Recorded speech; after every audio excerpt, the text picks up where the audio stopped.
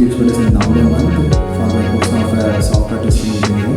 So in my path, I have learned manual testing and Java and Selenium, also SQLs I have learned. Like it's a wonderful journey. Like in manual testing, I have learned lots of hands-on projects. When it comes to the Java, I have learned a lot of technical programming and a lot of real-time examples. The only thing is my trainers helped me to put the fear from me. So they conducted a lot of mock interviews and they have given a conference to me. So they conducting presentations. The presentations like they have to give the more confidence to the students, which helps you to face the interviews.